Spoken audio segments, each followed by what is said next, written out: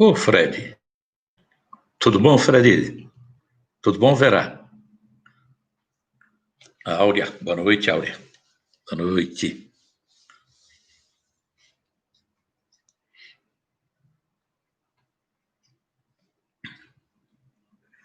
Mauro. Boa noite, Mauro. Tudo bem?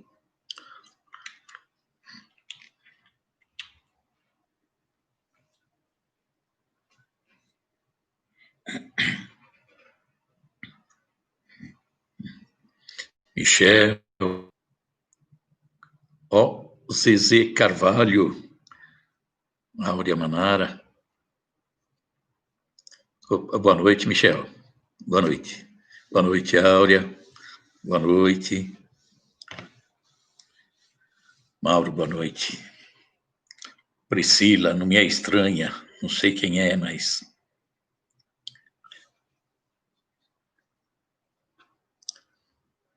Tudo bom, Pri?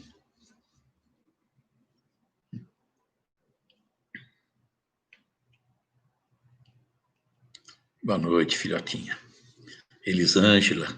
Luiz. Tudo bom, Luiz? Marisa Borges. Tudo bem, Marisa?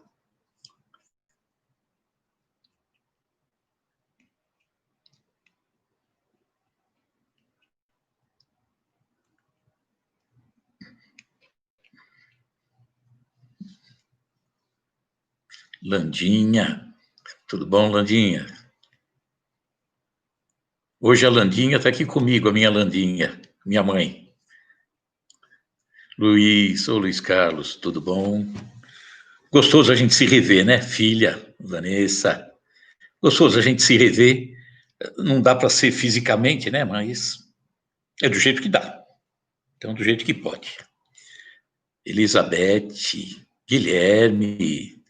Obrigado, Guilherme. Que bom estar junto sempre.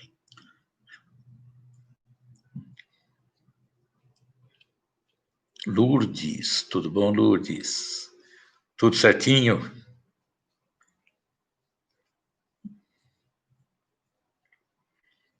Mais um pouquinho a gente começa.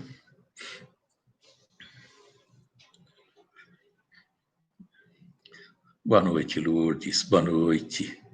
Maria, né? Maria. Luciene.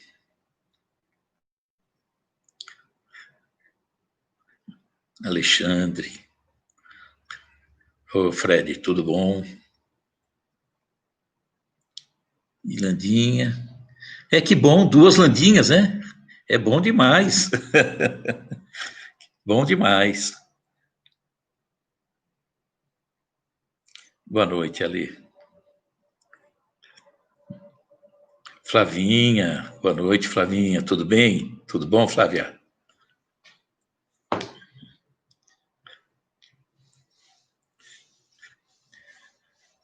Bom, acho que já dá para a gente começar, né? Vamos lá? Então, vamos fechando os nossos olhos e pedindo a Jesus, o nosso mestre maior, que esteja conosco sempre, que nos acompanhe nessa luta, nessa vida, nessa encarnação, naquilo que precisamos fazer e que muitas vezes deixamos de lado. Não nos empenhamos como deveríamos nos empenhar. Mas a vida está aí. Ela de vez em quando nos dá um puxão de orelha, nos chama atenção. Tem alguma dor, algum sofrimento, alguma dúvida, e de repente acordamos. Acordamos para a verdadeira vida. Então, a dor, a dificuldade, o sofrimento que nos incomoda tanto, ao mesmo tempo, eles são tão necessários, porque sem eles, talvez não despertássemos. Então, agradecemos a Jesus e não pedimos, de forma nenhuma, até porque não é possível, a isenção com relação às dores, às dificuldades. Pedimos força, pedimos entendimento, pedimos a tua presença, Jesus, que nos dá ânimo, que nos leva à frente e que nos dá a força que necessitamos para passar por essas dificuldades. Pedimos, Jesus, que esteja na casa de todos nós, toda a humanidade, abraçando, acolhendo, orientando, dando esperanças, fazendo com que as pessoas voltem a sorrir, caso tenham parado. Não se pode deixar de lado a alegria, apesar da dor, apesar da dificuldade. Muito obrigado, Mestre, por estar conosco e estar sempre nos acompanhando. Que assim seja, graças a Deus. Bom, boa noite a todos que estão aí nos acompanhando, e é sempre uma alegria, né? E vamos tocar em frente, vamos seguindo em frente, e hoje nós vamos falar sobre os gentios. Na live passada, semana passada, nós falamos muito rapidamente sobre os gentios, mas hoje nós vamos contar alguns episódios que vão nos chamar a atenção sobre o despertar para o trabalho do judeu em favor do gentio. E nós vamos só dar uma recapitulada muito rapidinha naquilo que nós falamos do gentio na semana passada. Vamos lembrar que Deus teria falado a Abraão, né, bem antes de Moisés, muito antes de Moisés, que dele viria uma grande nação e que todas as famílias da terra estariam ali, presente no seio de Abraão, ou seja, na sequência de Abraão. E os judeus, os hebreus na época, né, acreditavam num Deus único. Todos os outros povos eram politeístas, portanto, pagãos ou gentios. Os judeus, em razão disso que acontece com Abraão, aquela promessa de que estaria presente sempre e que aquele povo que viria de Abraão dominaria a terra, teria uma grande referência na terra, os judeus se entendiam como povo escolhido por Deus. Mas escolhido não significa privilégio, de forma nenhuma, não é privilégio. Entretanto, aquele povo, vão se lembrar de algumas lives anteriores, que vinham lá de Capela, eram aqueles que carregavam maior orgulho dentro de si. Então, eles se tornaram presunçosos, sim, orgulhosos. E Jesus, mais recente, 2000 anos, dizia que tinha vindo para os filhos de Israel. Nós lemos até Mateus, Evangelho de Mateus, capítulo 10, versículos 5 a 14, quando ele diz que, ao enviar os 12, ele ordenou: não ireis pelo caminho dos gentios, nem entrareis em cidade de samaritanos, que também era desprezado, mas ide antes as ovelhas perdidas da casa de Israel, e indo, pregai, dizendo: é chegado o reino dos céus.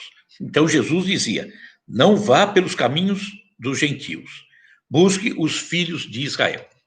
Jesus também disse: se ninguém vos receber, nem escutar as vossas palavras, saindo daquela casa ou daquela cidade, sacudi o pó dos vossos pés. Por que sacudir o pó dos vossos pés? O que ele queria dizer? Se alguma casa não recebesse os emissários de Jesus, eles saíam e, olha, sacuda o pó do seu sapato. Significa, não leve ressentimento, não carregue consigo mágoas, desavenças, vá da melhor forma. Veio em paz? Vá embora em paz, não tem problema, né? Jesus, então, será que desprezava os gentios? Nunca, de forma nenhuma, né? Era mais aquela questão de ele, Jesus, que tinha um prazo de validade. Quando ele começa a divulgar o evangelho, o prazo de validade de Jesus era de 3 anos. Então, ele tinha pressa em ensinar aquilo que ele veio ensinar, aquilo que ele podia ensinar em razão da nossa grande dificuldade. Então, ele priorizava, obviamente, o povo judeu, porque o povo judeu já tinha conhecimento, já adorava um Deus único, já tinha uma boa noção, amor ao próximo, aquela coisa toda. Então, seria muito mais fácil Jesus ensinar a um judeu, e o judeu, por sua vez, aí teria que ensinar a todos os outros povos, né? Então, os gentios Os pagãos, é a mesma coisa, são todos os povos, naquela época, que não eram judeus. E aí a gente tem uma errada impressão de que um pagão, um ateu, nos dias de hoje, um ateu é alguém mau. Não, de forma nenhuma. Né? São pessoas, às vezes, muito melhores, um sentimento muito mais nobre do que aqueles que muitas vezes dizem seguir uma crença. Então, o gentil, pessoas normais, tinham família, amavam seus filhos, normal. A única coisa que eram politeístas. Nós lembramos a semana passada que os judeus podiam conviver com os gentios, não havia problema nenhum, né? Negócios que faziam, tudo bem. Só que o judeu não poderia nunca se casar com um gentil, né? Uma gentia. Por quê? Porque o gentio não adorava a Deus e nem obedecia às leis de Moisés naquela época. Então já era o receio de, misturando-se com os gentios, acabar perdendo um pouco daquela crença que eles, judeus, tinham no Pai, né, em Deus, e ao perder essa crença, eles poderiam perder o trabalho que eles traziam, que era o de trazer esse Deus para os séculos seguintes. Mas vamos ver que, mesmo assim, com essa preocupação de não perder esse fio, essa sequência, nós vamos recordar que em algumas lives anteriores nós falamos do episódio de Elias, né? Elias que confrontou os sacerdotes de Baal na época do rei Acabe, que era judeu, mas que era casado com Jezabel, que era, portanto, uma rainha, mas uma rainha gentia. Então, olha a mistura. E aí foi o trabalho de Elias no sentido de, derrotando os sacerdotes de Baal, reconduzir aquele povo para o entendimento do Deus único. O gentio, portanto, não acreditava no Deus único, não era judeu, mas podia se converter ao judaísmo. Só que, para cumprir a obrigação de um judeu, determinado por Deus, entre aspas, a Abraão, ele teria que ser circuncidado. Tinha que passar pela circuncisão. E aí sim, ele entrava na comunidade dos judeus, tá? Então, isso foi recordar rapidamente o que dissemos na semana passada.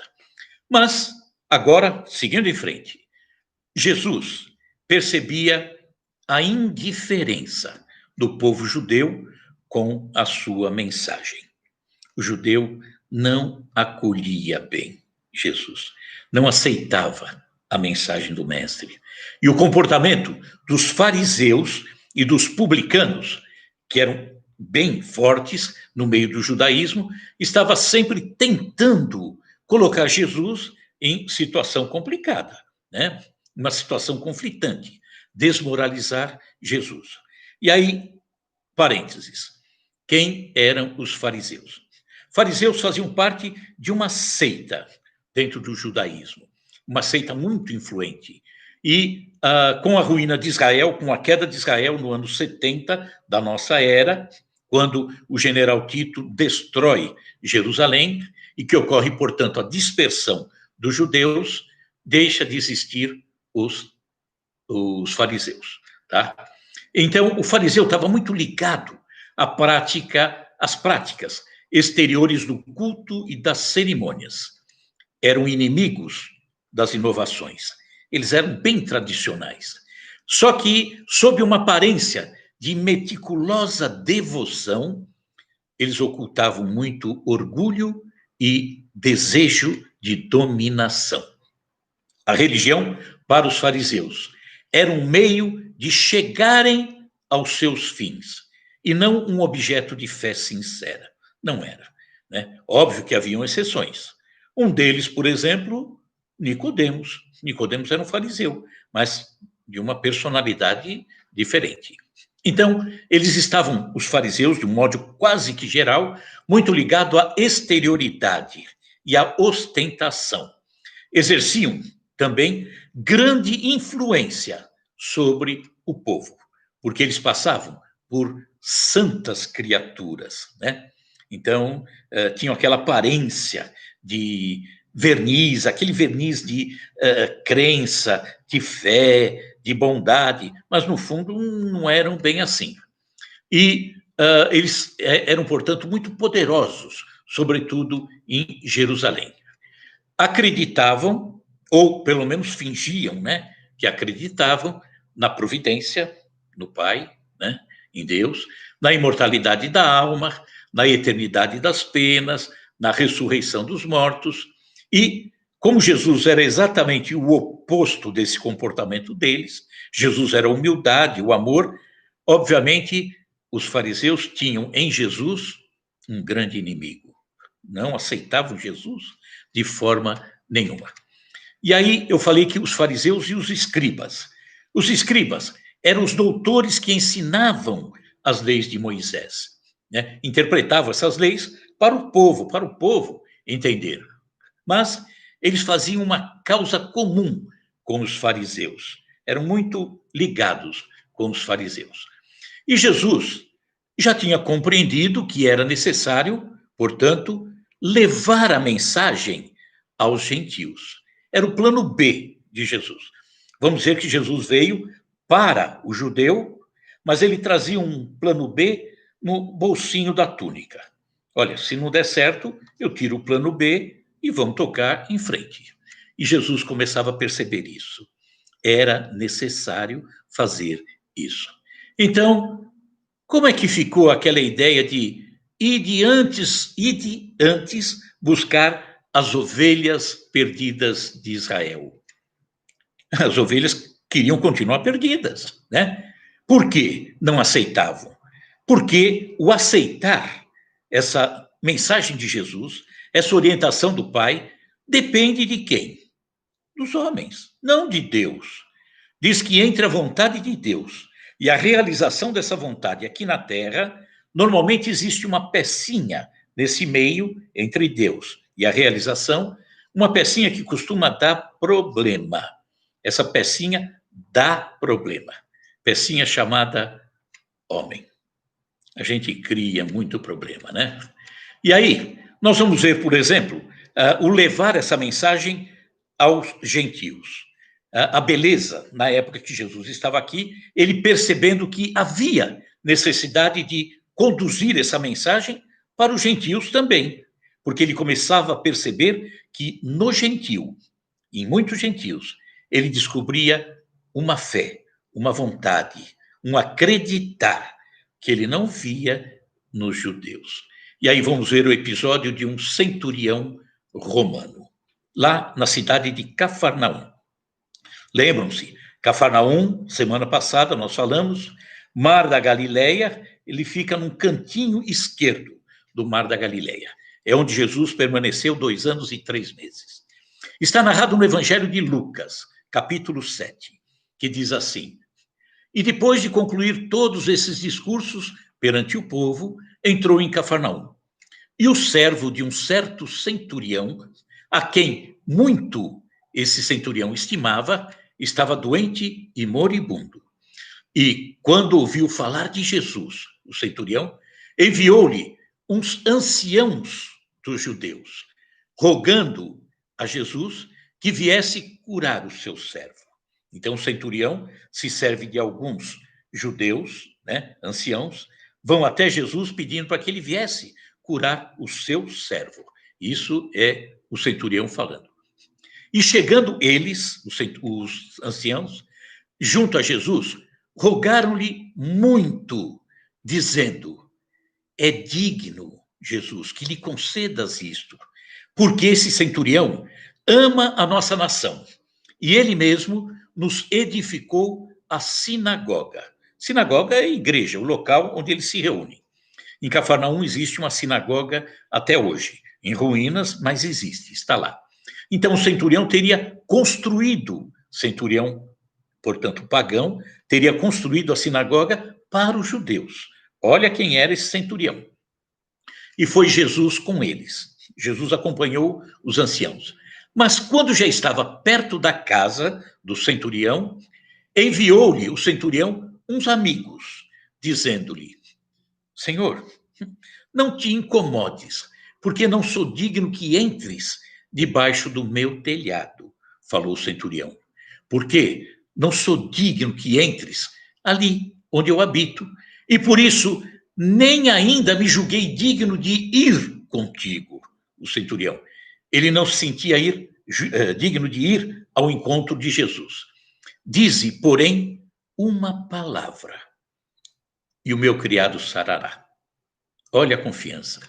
E aí ele completa com uma explicação, esse centurião diz assim, porque também eu sou homem sujeito à autoridade e tenho soldados sob o meu poder. E digo a este, vai, e ele vai. A outro, vem, e ele vem. E ao meu servo, faz isto, e ele faz. E ouvindo isso, Jesus se maravilhou com aquele centurião. E voltando-se, disse à multidão que o seguia, digo-vos que nem ainda em Israel tenho achado tanta fé como a que está no peito desse centurião. E voltando-se para casa, os que foram enviados acharam são o servo enfermo. Olha a confiança que esse centurião tinha em Jesus. Então, ele comandava uma centúria. Centúria é um grupo de 100 homens. O centurião era o oficial de menor patente no exército romano, né?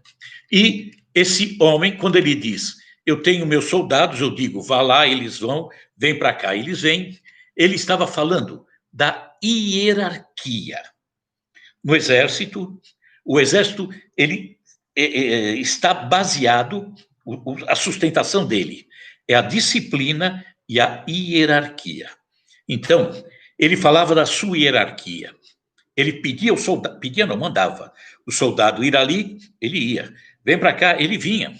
Então, ele queria dizer, eu tenho a hierarquia. Eu conheço a hierarquia. Mas eu vejo em você, Jesus, alguém maior do que eu.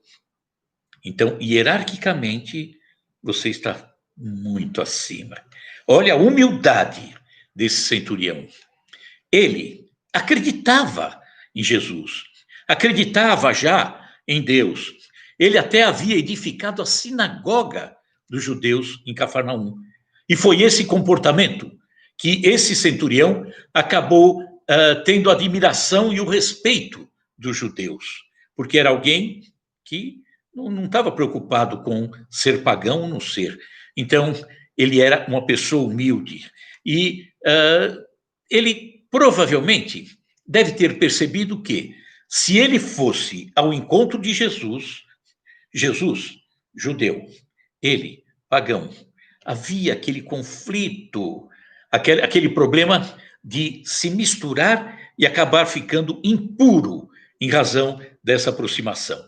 E é por isso que ele diz, olha, Jesus, minha casa não está apta a te receber. Por quê?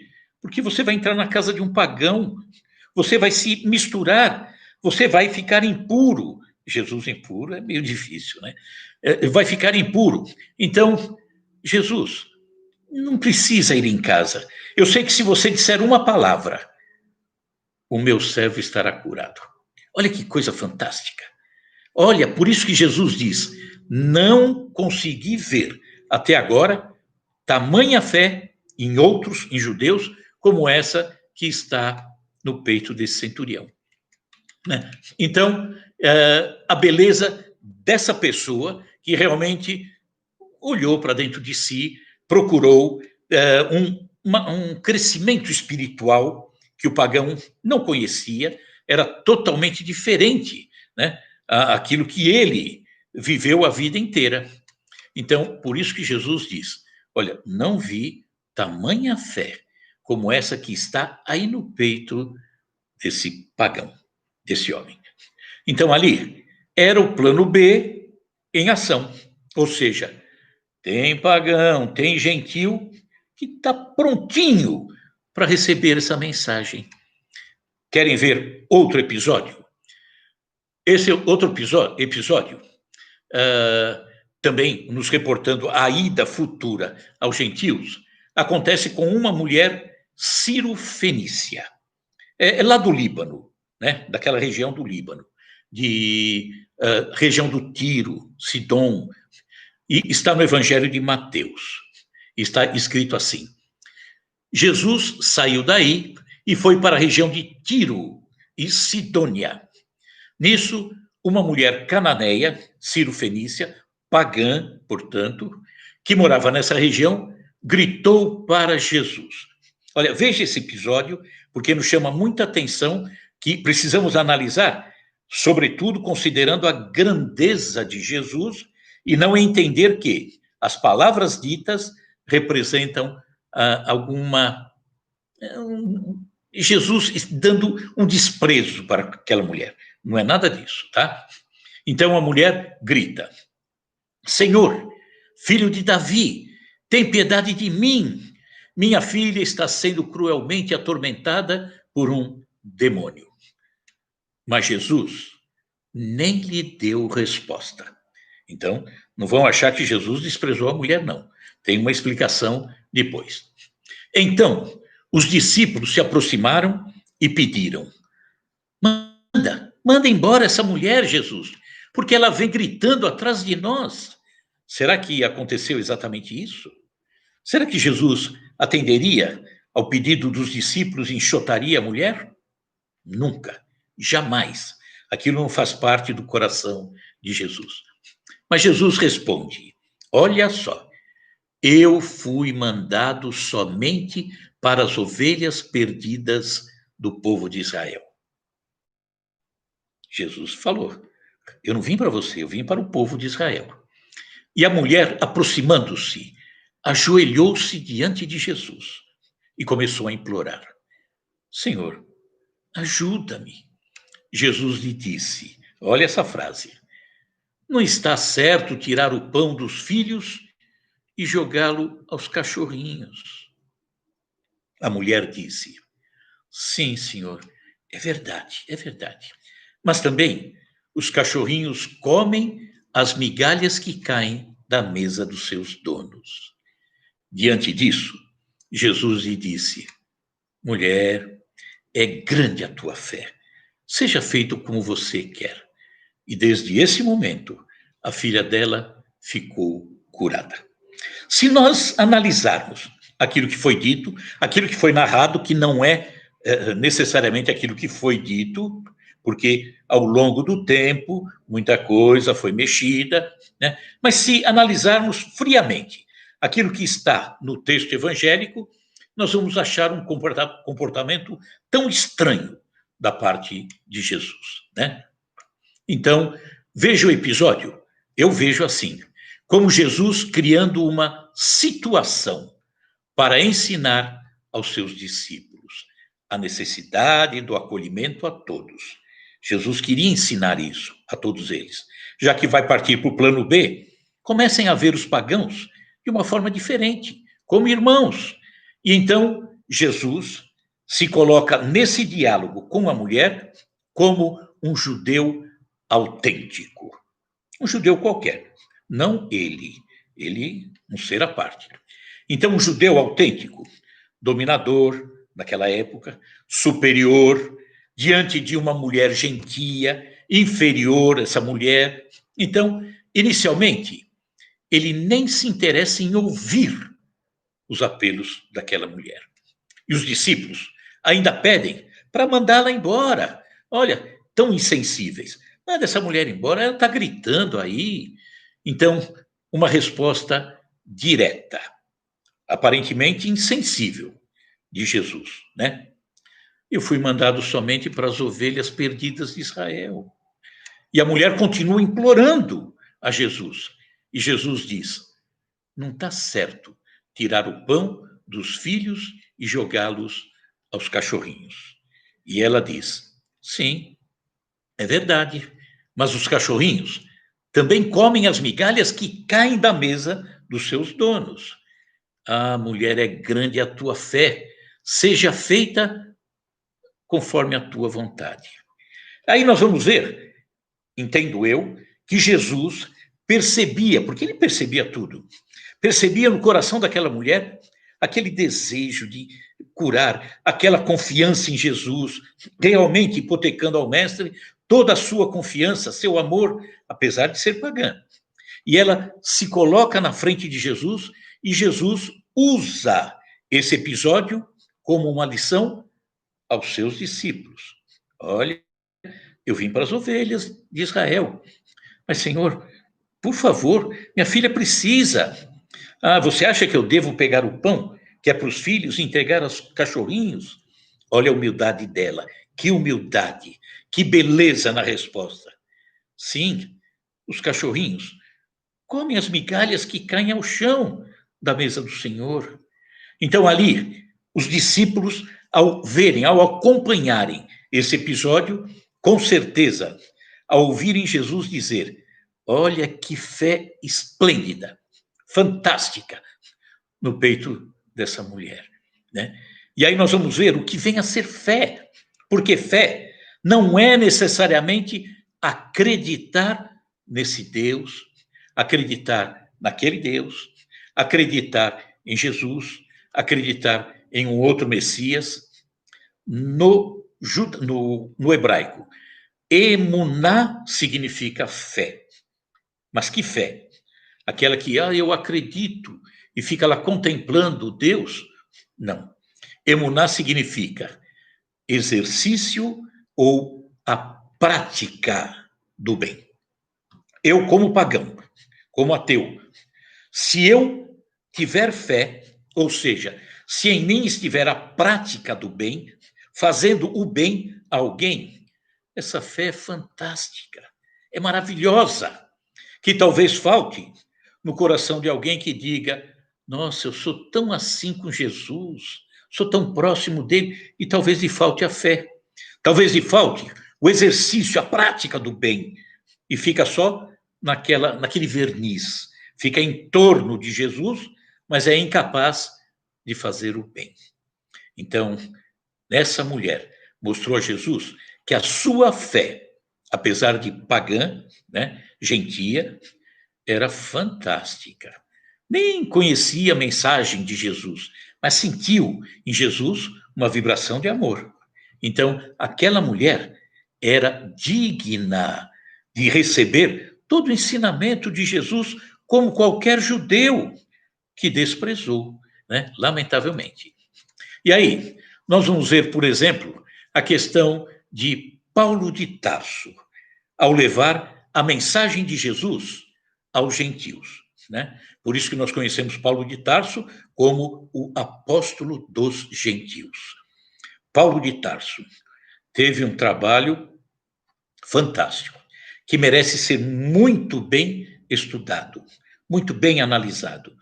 Talvez a gente diga: mas Paulo de Tarso, talvez ele tenha levado ao entendimento de que Jesus era um ser divino, né? Que a salvação da pessoa estava em função da graça de Deus e não das obras. Tudo bem.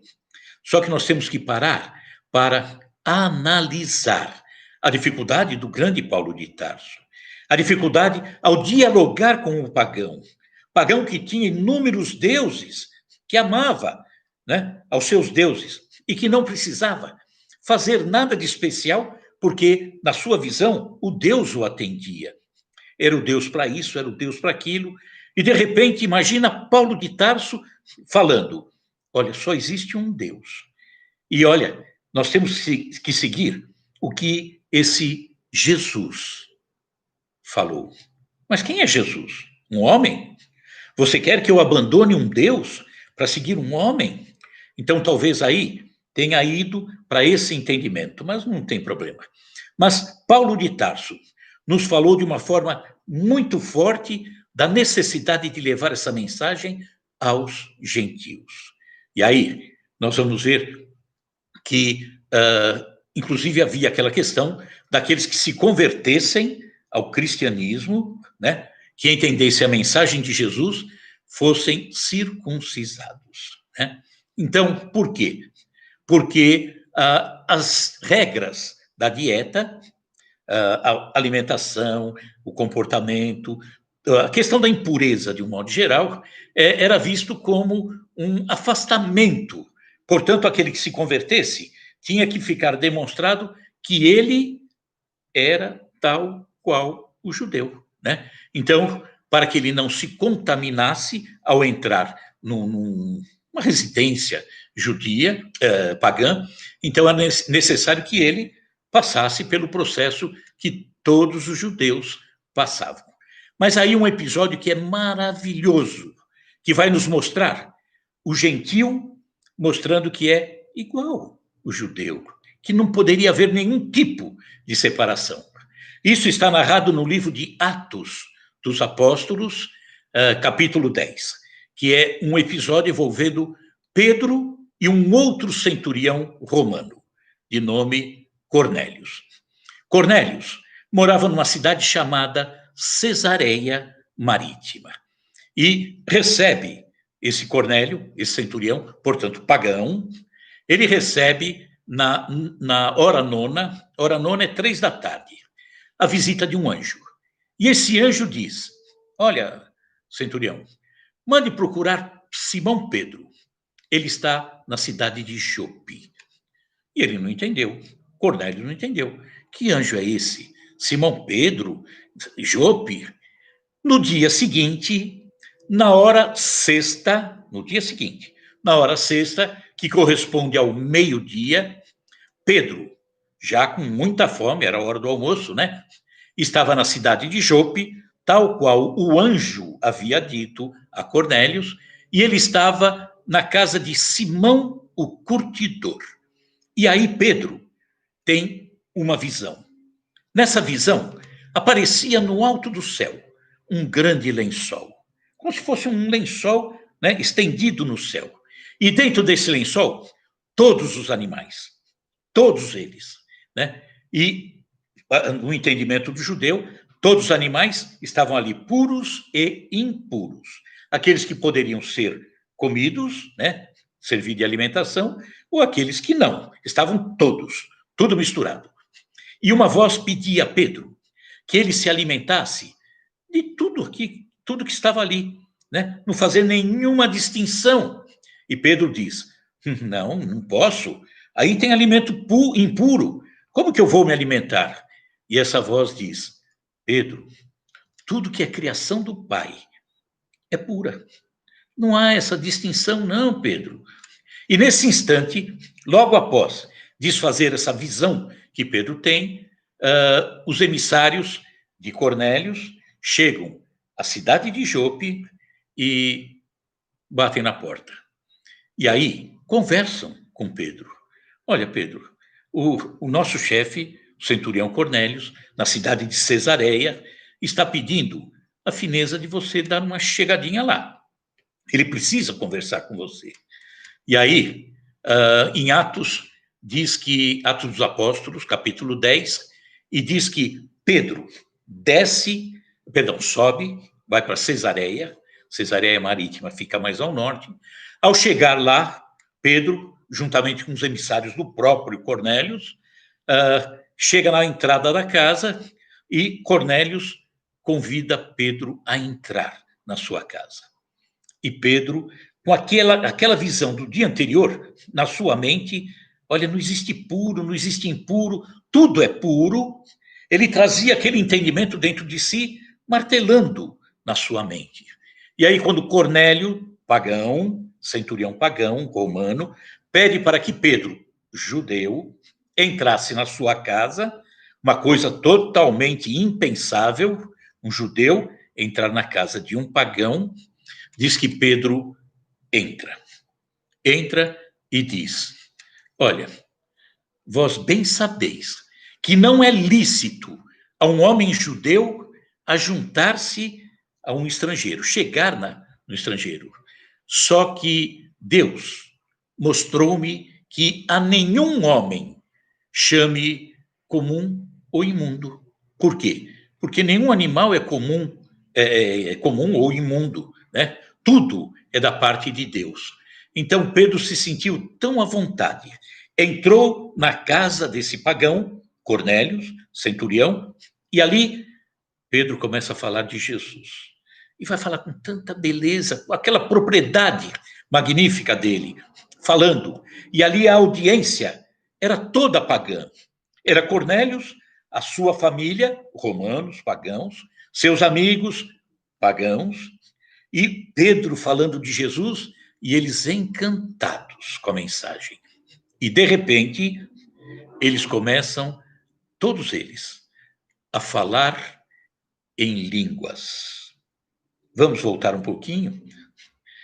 Já foi dito em alguma live a respeito daquilo que aconteceu quando Jesus já havia sido morto e que os discípulos que estavam na Galileia retornam a Jerusalém e era véspera da festa de Pentecostes. E na festa de Pentecostes, os discípulos que ainda traziam dúvidas dentro de si, ao estarem ali, naquele local que nós conhecemos como cenáculo, no dia de Pentecostes, cada discípulo começa a falar numa língua diferente. Né? Xenoglossia. Espiritismo nos explica isso. Mediunidade de xenoglossia. E ali eles tiveram essa confiança na certeza que Deus estava junto deles, que a presença de Jesus era constante. E agora Pedro, dentro da casa de Cornélios, centurião romano, pagão, gentil, portanto, Pedro vê uma manifestação igualzinha àquela que aconteceu a ele, discípulo de Jesus, e todos os outros discípulos. E aí Pedro sai de lá, na certeza de que todos somos iguais. Não pode haver nenhuma distinção. Não há ninguém impuro. Todos somos filhos de um mesmo Pai. Então, ali estava tudo preparado para que começasse, de fato, a mensagem do Mestre a ter espaço para fora de Israel. E se não tivesse espaço fora de Israel, seria muito complicado.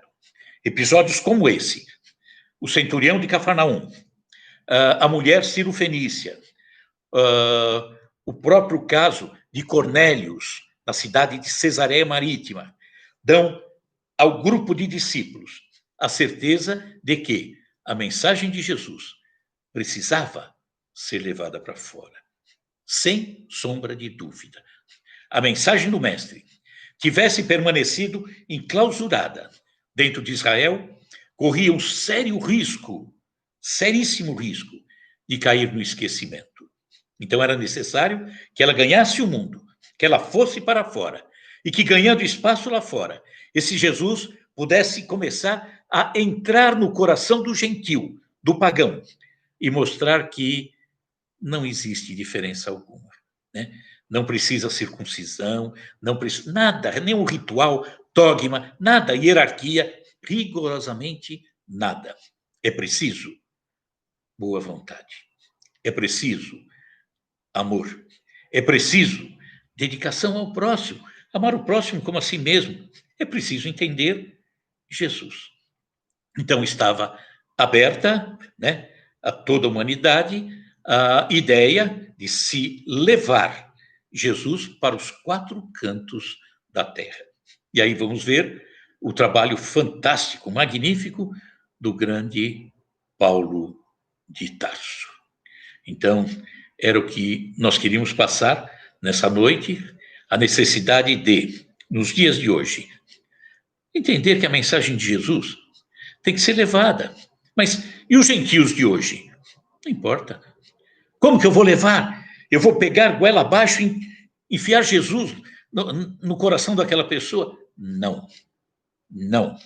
Jesus não quer que se faça seguidores dessa forma. Jesus quer que cada um de nós mostre, através do nosso amor, da nossa dedicação, do nosso exemplo, enfim, mostre que a presença de Jesus no coração de cada um de nós nos faz homens novos. Isso é que precisamos fazer, tá? Então, o objetivo é esse, mostrar que não existe nenhum tipo de separação.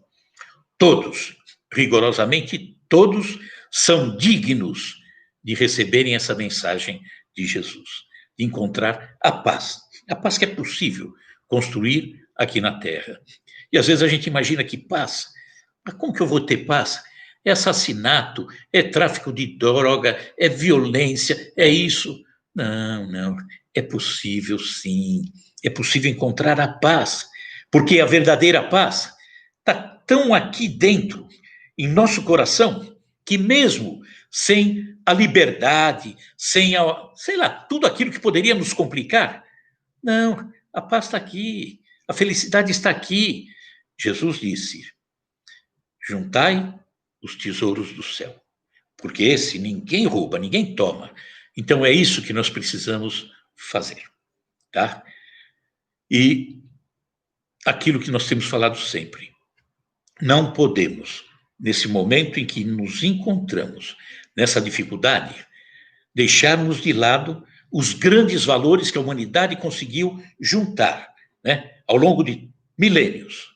Porque, às vezes, no meio dessa dor, dificuldade, essa pandemia, tanto desânimo, às vezes, não podemos. Nós temos que trabalhar para a manutenção da fé que está aqui dentro, da família que foi juntada há tanto tempo e que amamos e que é a nossa grande referência, e também os amigos. Que essa situação de dor não nos leve isso embora. Precisamos trabalhar e trabalhar sempre. Então, agradecemos a Jesus pela oportunidade. Então, estamos vendo aqui também as pessoas que estão conosco no YouTube. Então, uma gratidão, Maristela, a prima Sandra, a Lene, e tem tanta gente aí. Como é bom a gente estar junto, né? Eu agradeço a Deus por essa oportunidade. Giselda Cóssia. Ah, Giselda Cóssia, filha do seu Cóssia. Um abraço. Grande trabalhador, seu Cóssia, né? Então, vamos fazer a prece? Vamos. Fechemos os nossos olhos e vamos trazer à nossa frente a figura serena e bondosa de Jesus, o nosso mestre maior. E agradecemos a ele. Agradecemos porque ele nos acolhe. E nos acolheu desde todo sempre. Quando sequer fé nós tínhamos. Quando sequer conhecíamos algum Deus ou imaginávamos a existência de algum Deus. E Jesus estava do nosso lado, sempre, nos apoiando. E aí fomos crescendo, sim, vagarosamente, mas crescendo, buscando um entendimento um pouquinho maior a cada nova existência. E hoje compreendemos um pouco mais. E quanto mais compreendemos, mais gratidão temos a esse mestre tão lindo, que nos passa tantas coisas. Pedimos a ele que esteja conosco, que esteja nesse momento Jesus, nos lares que se encontram despedaçados, sem ânimo, sem esperança, sem fé. Que esteja Jesus no coração daqueles que tiveram um parente que partiu para o outro lado. Ah, perdi meu pai, meu irmão, meu filho. Ninguém perde ninguém. Ninguém separa de ninguém. Porque quando existe amor, não existe separação. Esse Jesus que precisa estar na casa de todos nós, nos acompanhando, nos dando confiança para que enfrentemos essa situação que nos causa, sim, alguma dor, sem sombra de dúvida, alguma incerteza, mas que ele nos oriente para que passemos, todos nós, com muita força, com muita confiança e com muita alegria. Muito obrigado, Jesus, por estar conosco em todos os instantes. Que assim seja, graças a Deus. Então, que possamos estar todos nós, tem gente aqui no YouTube, deixa eu só mandar um abraço. Tem gente aqui nos acompanha, a Paula Zamp está aí conosco. Ô, Paula, um abraço. Então, um grande abraço a todos vocês, Cida Léo, o Luiz Carlos, a Maristela, muito obrigado e que a gente possa estar na próxima semana novamente juntos. se Deus permitir. E para encerrar, Jesus no coração e álcool gel na mão. Forte abraço, fiquem todos com Deus. Tchau, tchau. Muito obrigado.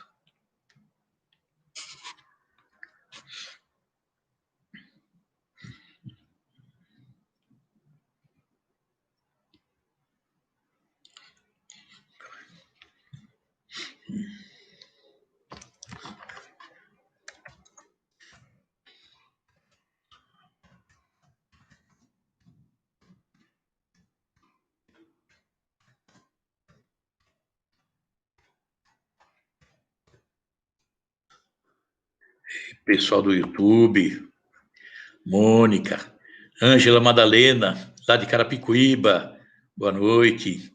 Fabiana Macrini, ô Paula Zampi, tudo bem, companheira? Quem mais tem aí? Tem mais gente, tá? Muito obrigado por estarem conosco, nos acompanhando, e que a gente possa continuar junto. Elizabeth Costa, Maria Gelsi, tá? Forte abraço a todos vocês, tá bom? Fiquem com Deus e até a próxima semana, tá? Muito obrigado a vocês todos, viu? Beijão para todos.